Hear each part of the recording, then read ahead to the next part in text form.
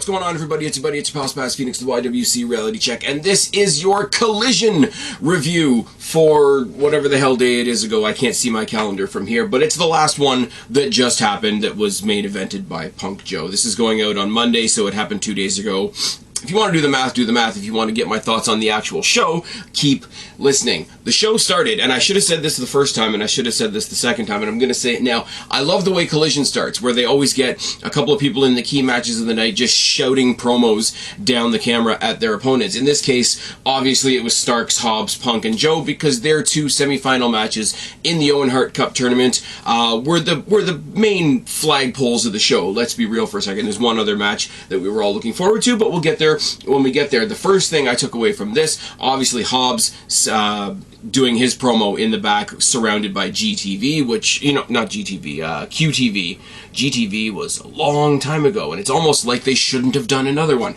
My point being a positive one, my point being Hobbs' pink and black Owen Hart tribute gear, which was fucking on point. The show though starts with CM Punk's music. Or it didn't even start with Punk's music. It was just Punk coming out in street clothes, and it led me to a couple of different things. Is Punk gonna fight in street clothes, and is Punk Joe gonna be the first match? Neither were true, but he grabbed a microphone. He wasn't even in the ring. He was walking around the outside of the ring, sort of leaning on the guardrail with the fans. Nice change up from a typical center of the ring, put the spotlight on me promo. He leans on the guardrail right in front of a Regina loves CM Punk, tell me when I'm telling lies sign. Now this will give me an opportunity to tell you a little tidbit. Being from Canada, nowhere near Regina, but Regina was the city that got in trouble a couple years ago for an ad campaign for their tourism board. Now, if you were proud of your city, like if I'm close enough to Toronto, I'm not going to give my actual city because nobody cares, but I'm close enough to Toronto, but if I was running an ad campaign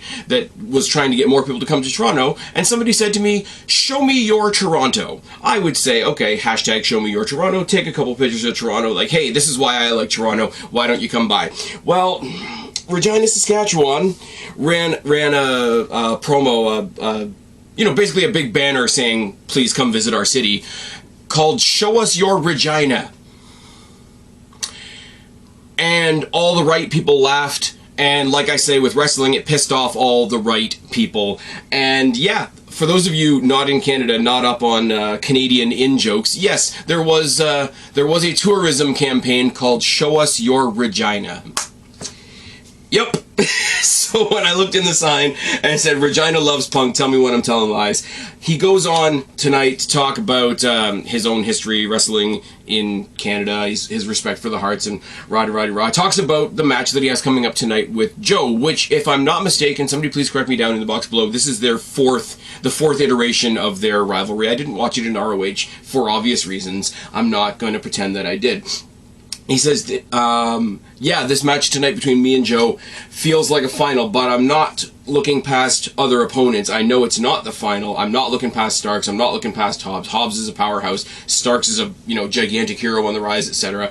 But there's one name out there that's bigger than Hobbs, it's bigger than Stark, it's bigger than Joe, and it's bigger than me, and that's the name of Owen Hart. And when Joe and I lock up later tonight, I hope you guys will keep Owen in your heart, and Owen Hart will be the name you're cheering and rah-de-rah-de-rah. But then he walked around to the Owen Hart Cup, and he says, well, you know, I'm a hockey guy, but I'm not superstitious. You know, I will touch the trophy, and I'm going to touch it right now, and he touches it right now, obviously. And he says, I don't mind touching this, I don't worry about bad luck, because I don't think I deserve this, but I am going to earn it. I like that. That was a nice, cool little thing. Obviously tie it into hockey, because Canada, hashtag because Canada, but also I know hockey, or CM Punk's a hockey guy genuinely, so that's going to get him over like Rover, like what he did later on in the night, which we're going to talk about. But from there, from the shouty promos about Punk versus Joe to Punk coming out and talking about Punk versus Joe, we got a video package on the history between Punk and Joe. And just in case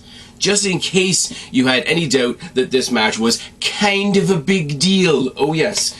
Then from there we actually went on to the other match, and yes, after all that promotion, this match does seem like the other match, but it was Starks versus Hobbs in the Owen Hart semifinal. Commentary remind us that they are 1-1, and I thought that was a really cool dynamic, because you've got two semifinal matches on tonight, one obviously getting more publicity than the other, but the other difference between the two is Starks and Hobbs used to be partners. They used to be in the same faction. They used to be on Team Taz, and they have fought. They're 1-1. They're as equal as can be in a kayfabe sense. Punk, going into his match later on, is scraping for his first win against a guy who's beaten him 3 times. And to nail down the difference between those two stories, I thought was really, really cool. Obvious power game by Hobbs, early QTV on the outside. Like I say, why? I mean, the guy, I hate saying it because it sounds like I'm making a pun, because they put it in his name, but the guy is a powerhouse. Why does he need help? The whole QTV thing is really, really lame, but fortunately we don't have to worry about it too much longer. QTV's on the outside. There was a spot in this match, and it made me, it's weird. Collision is the new A show of AEW, and we just had a WWE pay-per-view not too long ago. So why would I compare the two? Here's the deal. Here's the deal. Ricochet and Logan Paul in the Money in the Bank ladder match had that really, really auspicious spot that they were going to try and do. They were going to tip from the ladder to the ropes, springboard off the ropes into the table. They lost it twice. They regained it twice, and they still pulled it off. And now we know where that's going. You know, tune in for WWE last week. We're going to talk about more about that. In a much smaller sense, Starks goes for a tornado DDT off the ropes, loses his footing twice, catches his footing twice, and still pulls it off. So while I see a bunch of people online, because like I say, this was on Saturday, I'm recording this Sunday afternoon, I've seen a lot of people on Twitter giving him a lot of, and this is Ricky Starks, who's popular. It's not like CM Punk, who you're not allowed to cheer for because he dared to go against the fucking Elite. Like, Ricky Starks, who everybody likes, is getting the grind for this. Like, he fucked up twice, or he recovered from a fuck-up twice. There's two different stories you can tell, and if you choose to tell the negative one, that tells a little something about you. Ricky Starks is fucking awesome. Fuck off. QT Marshall on the outside. Here's where the story comes into play. He trips Ricky Starks. The referee, I think it was Aubrey Edwards, because, yeah, she's a cartoon character. It's fine. She calls out QT for tripping Ricky Starks, and he makes such a big deal of defending himself and insisting that he hadn't tripped Ricky Starks that he keeps the referee away while Hobbs is trying to get a pin. The distraction lasts way too long. Hobbs goes face-to-face with QT on the apron, gets a spear to the back, and then a spear proper from Ricky Starks, and Ricky Starks gets the win. Now that's pretty cool, because it does a couple of things. Powerhouse Hobbs doesn't need... I don't want to know how to say this, because he does need something. He doesn't need the Owen Hart tournament. He needs to get himself out of the muck that he's in, and nobody's going to like him going over Ricky Starks to go into the final and potentially win the tournament if he's done it over Ricky Starks, and if it means he's still part of this muck. So what have we done now? The muck has fucked him over. Yes, there was some alliteration there. It's fine. Ricky Starks gets to go on. Aces. Powerhouse Hobbs turns on QT, because QT goes in there basically begging his forgiveness and gets chucked across the ring. Aaron Solo is the other one who's in that group, and he tries to sort of get between the two of them. He eats a fucking ripper of a spine buster from Powerhouse Hobbs, which looked awesome. And then the other chick that's with them, the chick that's with them that tried to hit on Anthony Bowens, which, yeah, I'm just going to leave that where it is. She gets in between, and Hobbs decides, I guess discretion is the better part of valor. I'm not going to spinebuster this chick that's like 5 pounds soaking wet with a brick in her pocket, because we're on national TV, and North American pro wrestling will not allow proper male versus female wrestling. Anyways, we know this. So he walks away. QTV, I guess they're going to go with, like, Johnny TV as their... I mean, John Morrison could be doing better things, too. Again, I'm diverting, another story for another time. But we're going to have Aaron Solo, Johnny TV, and this chick and QT are apparently going to go and feud with Powerhouse Hobbs now, because he's decided, fuck you all, I don't need any of you. Ricky Starks goes on, gets away from all of this muck to go on to the final. Now, the funny thing about this is this victory by Ricky Starks led to the dismantling of the faction that Powerhouse Hobbs is currently in, because the faction that he was in previously was the one that he was in with Starks. So there is a looping back nature to that story that I really like. Obviously, Ricky Starks going to the final is going to be fine for everybody. Ricky Starks is awesome. Yes, he's wannabe Rock. That's fine. That is okay. It's the same as people that come down really hard on LA Knight for being wannabe, wannabe Rock, wannabe Austin, wannabe whatever. And it's like, if you're going to pattern yourself after people, I mean, The Rock and Austin didn't do too badly for themselves. Now I've talked myself into wanting an LA Knight versus Ricky Starks match that I'm not going to have. God damn it, thanks, brain. Anyways, as an opening contest, after Punk got the crowd going, that was absolutely fine. We throw to a video package in the back where Miro talks about being a man with nothing else to lose, having nothing that you covet makes you more powerful, and I have to be beyond temptation. I will not be tempted by gold, a false god, or my hot double-jointed wife. Because the battle that we all waited for is now upon us and all that. I'm just like, the hot wife thing is just like, let me remind you all that I'm fucking Lana. Like, it used to be, I have to do this for my god, I have to do this for my wife, I have to do this for my god because I'm his favorite champion, and I have to do this for my hot wife. Now I'm not going to be tempted by false gold, a false god, or my hot double-jointed wife. Because the battle that we all wanted is going to be upon us shortly, which is awesome. Miro's going to kill somebody, but if it's not for a main event spot, and he's making a point of saying it's not for gold either, I'm really interested to see what it's actually going to be. There's a part of me that wants to see, like, outside of the House of Black, which we're going to talk about in a second, I would love to see a more drawn out Miro versus Brody King, because we know we're going to have Andrade versus Malachi Black, which is fine. We can get to that. We'll talk about that in a second. But I think a drawn out Miro versus Brody King, like, just, it's the Big E special. It's two big men slapping man meat, and I'd be all for it. I'd be all for that more than I was necessarily for, like, the big, like, promoted monster match. Like, oh, we're gonna get Wardlow versus Powerhouse Hobbs. Oh, okay. They're both big guys. They're both powerful, impressive guys. Brody King and Miro, here's two people that want to kill each other. Let's do a bit of that. Also, maybe get Samoa Joe choking out Eddie Kingston. That could also be a lot of fun. Get that little piece of tin off his waist. Another story for another day. We go to the back, and there's a developing story between Willow Nightingale and Athena, who were supposed to face each other in the next round of the women's OWEN tournament. Willow's been injured, and she's lost her New Japan Strong Women's Championship, which is a bummer, because she beat Mercedes for it, and that makes me smile to the nth degree. But it's been pushed to next Friday's Rampage. Athena comes out to talk some shit, says, I don't even think you're really injured, you're just scared to fight me and whatever. And Willow goes on to say, after I beat you in the course of this Owen Hart tournament, I might take that tin off your shoulder. And Athena refers to her, I don't think this is the first time, I think this has been an ongoing thing, but I don't watch ROH. She refers to herself as the forever ROH Women's Champion, which I think is a nice touch. I am, let me say, outside of the idea that I'm just not going to watch ROH because I'm not paying for weekly wrestling, and it's dark match stuff. The one thing that has, to anybody that I've spoken to that has been watching ROH, the one shining light of all of that, obviously you got Mark Briscoe, which is an entirely separate thing. The sympathy and the support from the wrestling community behind Mark Briscoe is awesome. Apparently Mark Briscoe's facing Cesaro at the next, Claudio at the next pay-per-view. That's fine. I'll just shelve that as, okay, that'll be a good match.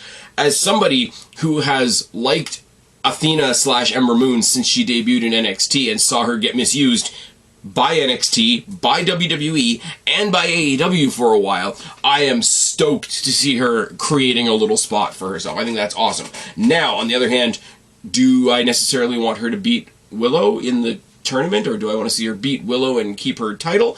I don't know, because Willow's a lot of fun too, so we'll see where that goes. I'm assuming that win or lose in this tournament, that Athena and Willow will be added to Death Before Dishonor. But that's, again, my assumption. I haven't read anything into that. Julia Hart has made her return to the ring. Apparently she was injured. I didn't know that. She's taking on a local competitor called Bambi Doe. And when they were talking about her on commentary, they said something along the lines of, she's as, soft as a doe but hard as a buck. And I'm like, oh, God, there's a Young Bucks joke in there somewhere that I'm not going to touch. Julia Hart's music, House of Black in general always have great music. They kind of switch it up depending on which combination it is. The sort of operatic metal, whatever it is, whatever you call it, I'm not even going to pretend, that they use for Julia Hart when she's coming out for a women's singles match is fucking awesome. She is Lady Undertaker, and that is absolutely fucking fine. It gives me an opportunity as well to talk about the little news bit that apparently Malachi Black and the House of Black asked to be an exclusive act to Collision, which is very, very cool. Very, very cool to hear. Rumors circulating that folks like Andrade and Miro and Thunder Rosa have done the same thing. But in an actual interview, Malachi Black sort of went into why he asked to be specific to Collision, and it's like, you know, you got to let people know what they're getting. If they want to see, they need to know that if they want to see the House of Black, they need to tune into Collision, not just, I want to see the House of Black, but they'll show up somewhere at some point and like make it appointment viewing for Collision. Not necessarily because Collision's a bad show or anything like that, but Collision is in a bad spot. When they designated this as sort of like the CM Punk show, which I don't think it is. I think it's just a slightly different style of a wrestling show. You've put it at a time where that's not great. Not only are people out doing stuff on Saturday night, on their weekends or whatever, and yes, I know people work during the weekends, but there's a difference between the week and the weekend for a reason. The large majority of the workforce, school force, etc., does acknowledge the fact that the weekend is the weekend. Now, conversely, I don't really even want to draw this comparison, but if we were still in the bad times, if we were still in the COVID times, if people were desperate for something to do, being on Saturday wouldn't hurt them at all. It wouldn't hurt them in the slightest, because people would just be desperate for anything to watch. I mean, maybe they wouldn't watch Rampage, but that's another story for another day.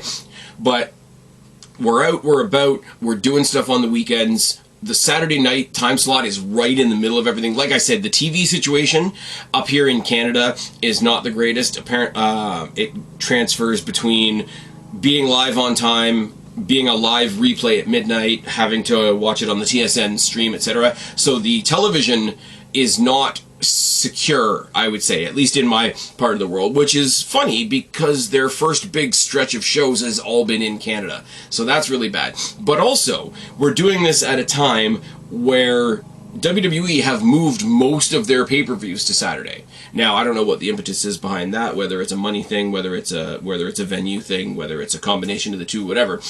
And here's the problem with that. Money in the Bank was awesome. The show in Saudi Arabia, take out the fact that it's a Saudi Arabia show, was awesome. The show in San Juan, there we go, San Juan, Puerto Rico, was awesome. I mean, obviously, Rumble is Rumble, Mania is Mania, etc., etc. I don't care how good Collision is. As you can tell, I'm clearly being an advocate for Collision because it's the one that I review. You can put on the best episode of Collision ever, but I'm never going to choose to watch Collision over the Rumble. I'm never going to choose to watch Collision over Money in the Bank if it was at the proper time, etc. I'm never going to choose to watch Collision over Wrestle fucking Mania. So they've put it on the Saturday at the same time that WWE has moved their pay-per-views to Saturday. So in that sense, where it is strictly handicapped, it needs something. Now, if you got people on the other side of the coin that don't support CM Punk, that don't support doing the right thing with a very, very abusive authority structure in this company, if you want to go the other way around, imagine what would happen to the attendance, what would happen to the viewership, etc., if you said the Elite are exclusive to Saturdays. One thing, Saturdays would go up because tribalism is what it is, and another thing is people would wildly throw all their toys out of the crib and protest, and less people would watch Dynamite. Now, that's really, really weird, and that shows how tribal wrestling fans are. But my point is, an entire act like the House of Black, who can give you singles matches, who can give you women's matches, who can give you trios matches, who can give you tag matches, who have a definite aesthetic, who I can tell you from personal experience are over as fuck in the buildings, and saying, if you want to see them, you have to tune in on Saturday.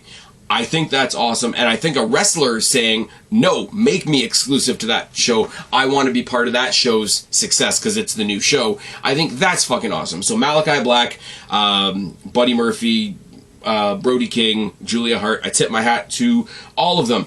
And I tip my hat to Julia Hart, who was awesome in this match. It wasn't that long. She's facing basically a nobody. Please don't take that the wrong way. But she wins with the Heartless Lock, which I haven't seen before, but it's basically she's kneeling. She's got one of the opponent's arms trapped in the kneel. The other hand is trapped in a modified abdominal stretch. Basically, she's like breaking the person's ribcage apart, and it's really, really cool. And she looks really evil doing it. This was fucking awesome. I didn't know. Here's the thing about like how wrestling still treats women, especially women that are in larger groups or whatever. If Julia Hart hasn't wrestled in a while, I don't know that that's because she's performing a different role within the faction, or if they've intentionally kept her off because she's injured.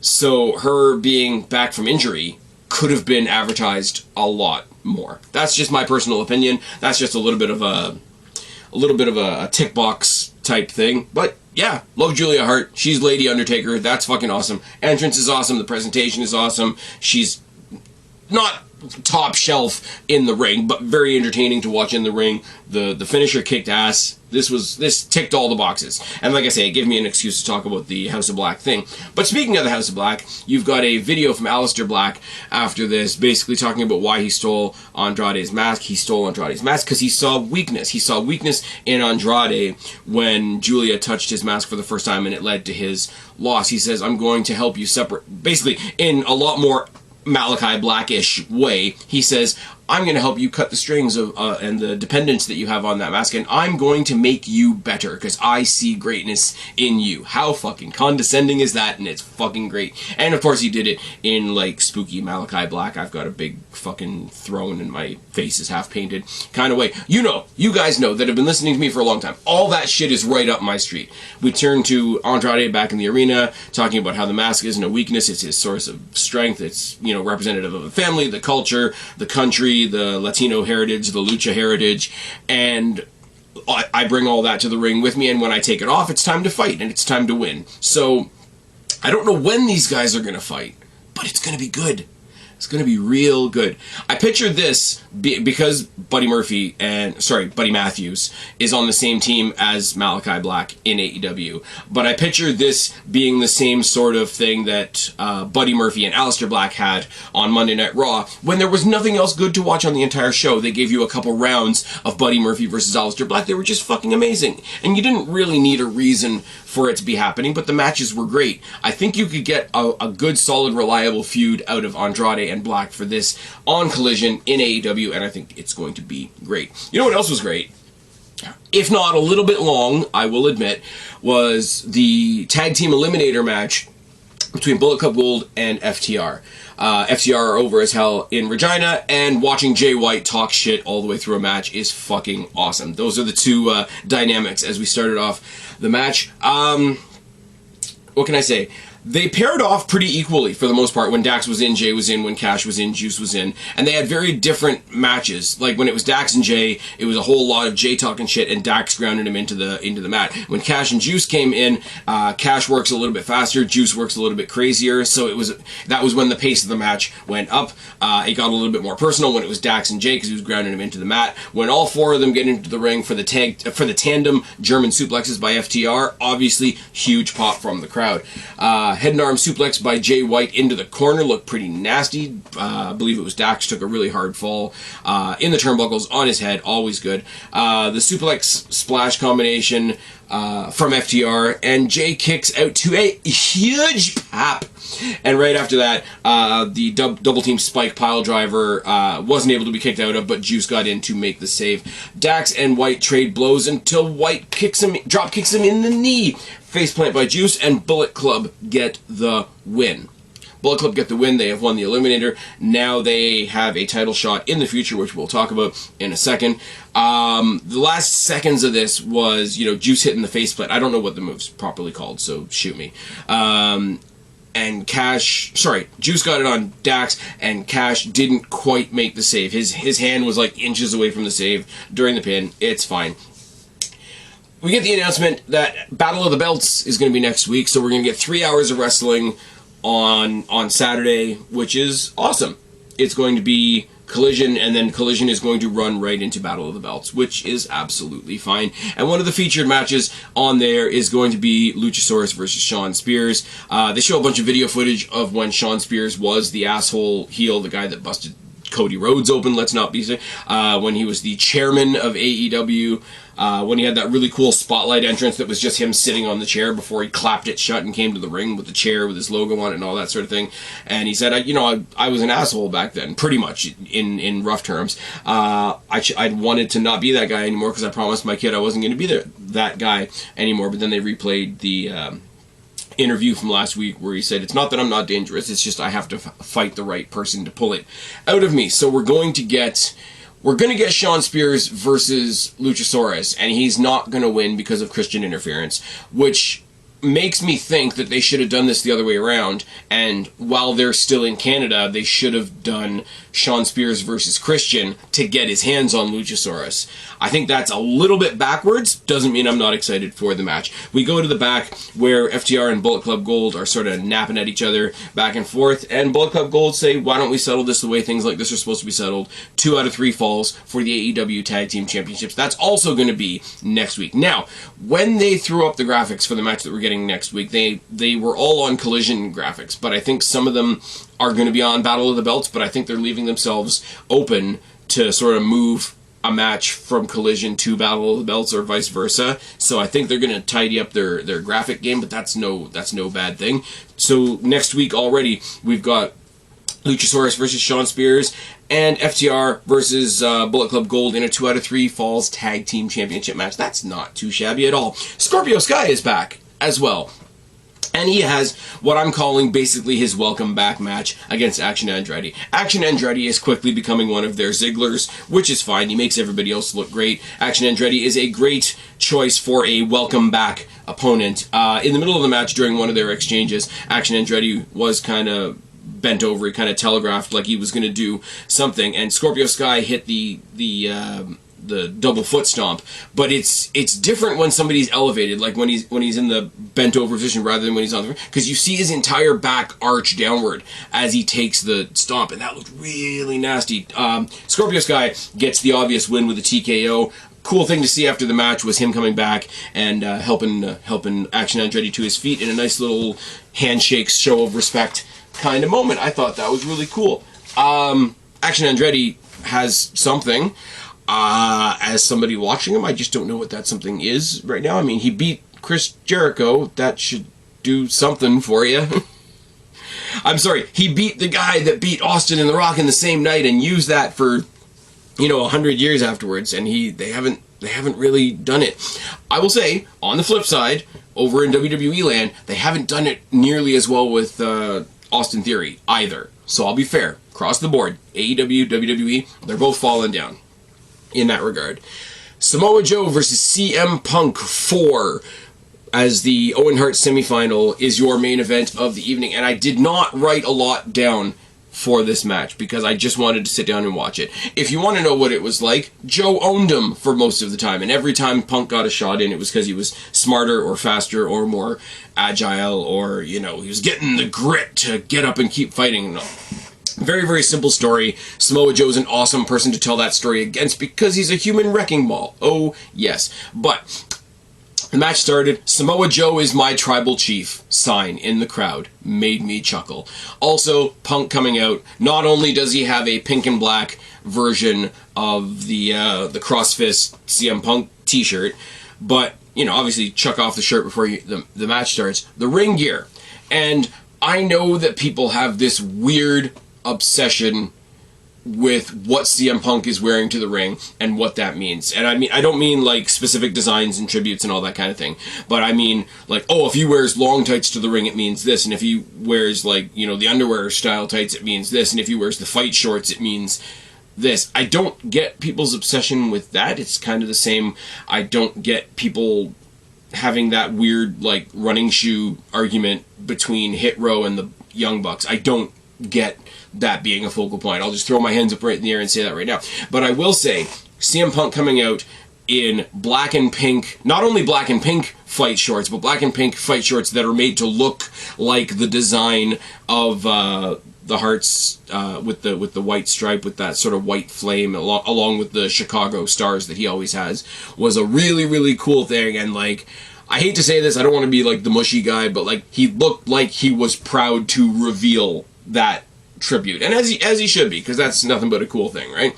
But like I say, back and forth match. I don't think they ever went to a finisher. They didn't go to a GTS at any point in this match. They never got to the Muscle Buster at any point in this match. There was a submission spot in this match, but it wasn't the Coquina Clutch. It was the crossface that CM Punk managed to get to the ropes with. Now they went for some kind of double team thing. I think he might have been taking him to the corner for the Muscle Buster, but CM Punk got out, so there was no Muscle Buster. He tried for the GTS, there was no GTS. They sort of fought for a cover, and eventually Punk counter rolled up for the win. Now, normally that would be like an anticlimax type thing, but if you think about the technical prowess that the Hart family is known for, looking at what this tournament is, a simple technical victory like a roll-up scored at just the right time is kind of perfect. Now, did it draw a little bit out at the end where it's like, oh, that's it? A little bit. I'll take that criticism wholeheartedly. Would I have loved to see CM Punk hit the GTS on Samoa Joe? Maybe. Would I have loved to see him kick out of the Muscle Buster? Also, yes. But I thought for what it was the exact right kind of thing.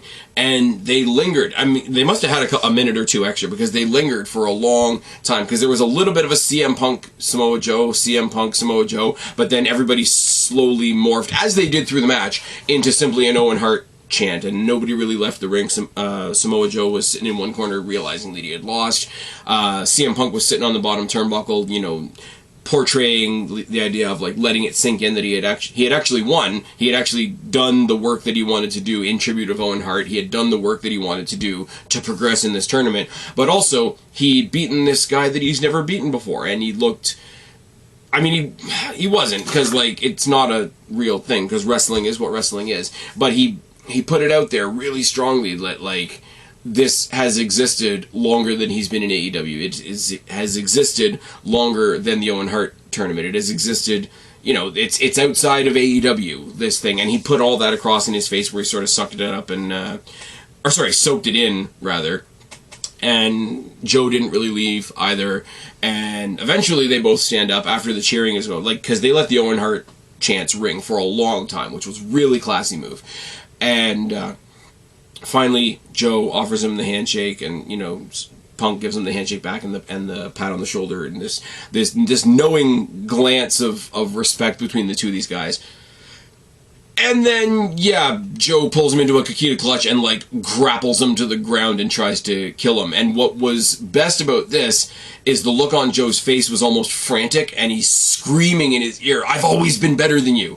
And the desperation in that was kind of cool, because it feels like he's gotten really comfortable with this one thing that he could hold over Punk's head of, I've always beaten you. You've never beaten me. There's no chinks in my armor. This is a feud that I own. And he's selling the loss of that, like whatever you want to call that big golden ring that he holds over CM Punk's head. He's selling the loss of that clout more than he's selling the loss of the actual match itself. And I thought that was fucking brilliant.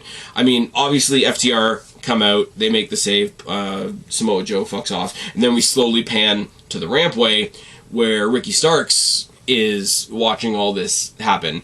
And you can't really read what he's thinking on his face either, which is awesome, because that's my opponent for next week.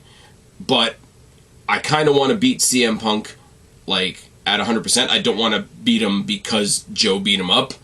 And also, he's my friend. But also, I'm not really going to run down and save him either, because it's going to help me win next week. There's conflict on his... He got his big moment. He got his big celebratory, wave your hands in the air like you just don't care moment earlier on in the night. Now he gets to sell being a bit conflicted, a bit I'm watching something go down that's bad. I don't have to run down there. FTR have already taken care of it. But also, I'm staring down my opponent for next week. So he's got to portray all of those things, and he did a really good job. Now, unless they make Punk into an asshole for the purpose of next week's match, this is a pretty cool face-face Owen Hart final in Calgary. And I've never been to Calgary for wrestling. Yeah, I know it's sacrilege, me as a Canadian wrestling fan, etc. But I googled the inside of the Canadian Stampede Saddle Dome, and that's a pretty nice-looking building. And that's a pretty nice-looking building for CM Punk to get that pink and black and gold strapped over his shoulder. I really don't think it's going to happen because Punk's a good guy, and he's probably going to put over Ricky Starks next week. And that's fine, too. Like I said, nothing against Ricky Starks. I like Ricky Starks. Ricky Starks is awesome. But CM Punk's one of my guys. It's like, you know, when I go over to the other side, and it's like, okay, I know Shotzi Blackheart isn't going to be in the women's title picture right now, but it'll be pretty cool when she is, because she's one of my girls. There's no good way to say that. Sorry. But yeah, it's one of those, like, objectively, Ricky Starks is really awesome. He's on the rise. He's got a lot of potential. And I like the Ricky Starks character. And I like the Ricky Starks wrestler and whatever. But I'm a Punk guy. And all the bullshit that AEW has put him through to get him here, to realize they needed him back so that they could launch their Saturday show, makes me want CM Punk to get as much as he possibly can, because he's been dicked around. It's kind of like... And I know I use this comparison a lot, but it's kind of like the Johnny Depp thing. Not everything Johnny Depp does is my cup of tea. Not gonna lie, he's a very extravagant, artistic actor, etc., etc., etc. But after he got absolutely fucked around by A, Amber Heard, and B, just the way the world is these days, I want everything he does to succeed. I want the world for somebody like a Johnny Depp who's been that fucked over. I want the world for CM Punk as somebody that's been that fucked over. Now, does that mean I'm kind of cheering against Ricky Starks next week? Yes, it does. It really does. But it doesn't mean that I suddenly don't like Ricky Starks. It's the same as, I'll put this on the platter right now, I am cheering for Bullet Club Gold next week, because they entertain me, and they are new, they are different, and they bring something to the table that I want to see elevated to the next level. But it doesn't mean I don't have a shit ton of respect for FTR. FTR / The Revival is one of the biggest losses WWE has taken in who they choose to keep and who they choose to let go or get rid of, whatever the case may be. Excuse me.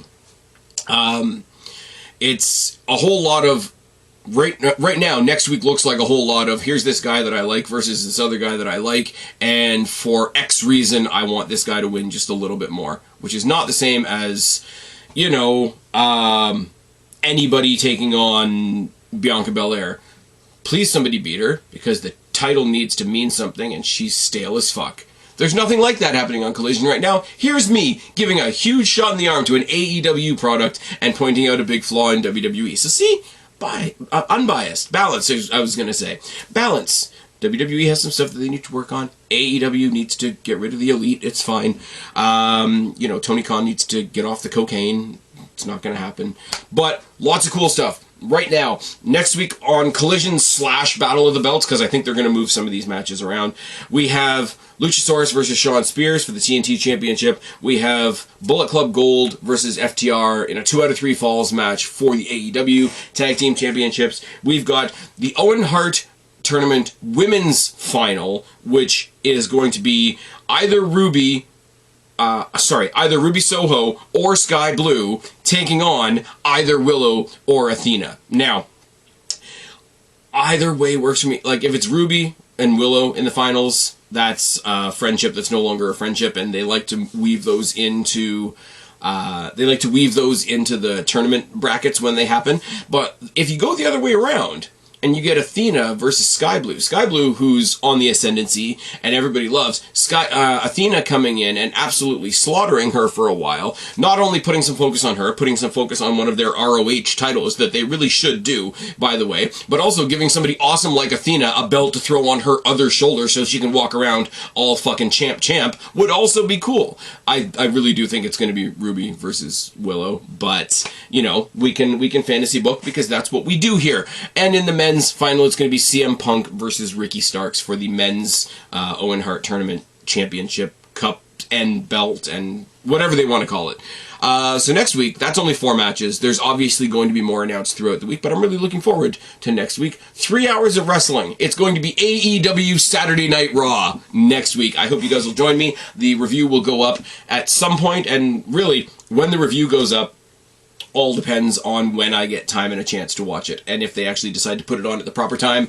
Up here in Canada, you know where the shows are happening. Anyways, I've rambled for quite long enough. I think this show was low-key pretty fucking awesome. You combine this with SmackDown, it's been a pretty badass weekend for pro wrestling as a whole. I've been Spaz, your YWC Reality Check. Subscribe up there, talk down there, start a conversation, keep all these conversations going. Don't be a stranger. I will talk to each and every last one of you later, but for right now,